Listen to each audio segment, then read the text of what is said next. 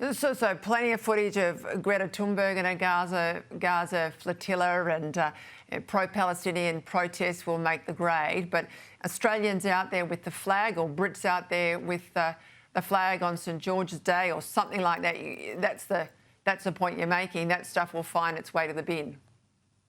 Yes, I think the problem could reproduce itself in Australia when it comes to age gating what people are able to search for on search engines like Google, for instance. But it's less of a problem when it comes to age gating social media content, because over here it's just some social media content that's being age gated. But in Australia, obviously, it's all social media content that is going to be age gated. So if you're under 16, you won't be able to access it at all. I mean, I think there are various concerns which haven't really been addressed by Ofcom, our online regulator. And I'm not sure the E-Safety Commission has really done enough to address these concerns either. Like, how do you protect anonymity online? If people have to prove that they are over 16 in order to open a social media account, how do you preserve anonymity? And that has implications for people who want to blow the whistle on government corruption, former Muslims who want to criticize members of their old communities, political refugees from authoritarian regimes. Another difficulty is, well, how do you stop kids who want to open social media accounts getting round the age verification by using VPNs? Well, you could ban VPNs, and there's talk of banning VPNs now by the British government, but that puts you in the same territory as countries like North Korea, Belarus, Turkmenistan, Iraq. Do you really want to be in the same bracket as those countries by banning VPNs? So I think that's a problem. And there are privacy concerns too. People are nervous about handing over their data when needing to prove that they are over 18 in order to access, the adult content on social media. They're concerned that if they enter all their details, if they put in their credit card details, for instance, that won't be protected. That'll leak. So there are privacy concerns too.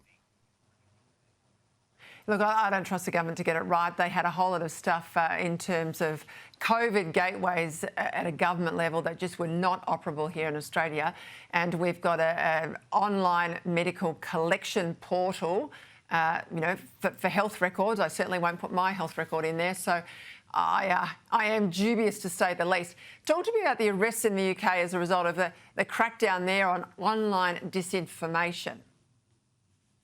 Yes, so there was a report in the Daily Telegraph over here in February, about a year after various new criminal offences had been introduced by the Online Safety Act. So they were introduced in January 24. So a year later, the Telegraph looked at how many people had been arrested and charged with those new criminal offences, and it was over 300.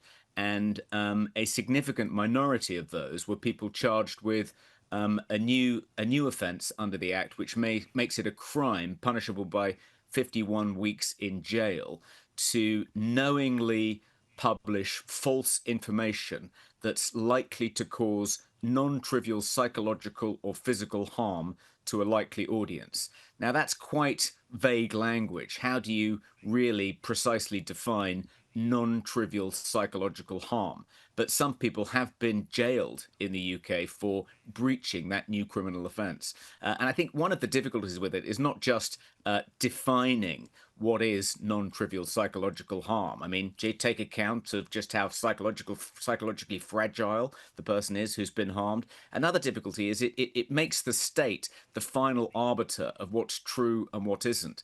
And I'm not particularly comfortable with granting the state that power. Now, if you're at home and you're thinking, geez, I like the cut of this bloke's jib, he's making a lot of sense, and these are big issues here in Australia. He is speaking at the Robert Menzies Institute Oration Dinner on September 24. It is in Melbourne.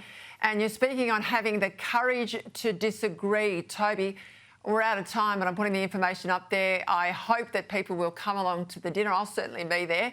Thank you so much for joining me tonight. Forward to catching up with you in Melbourne. Toby Young there.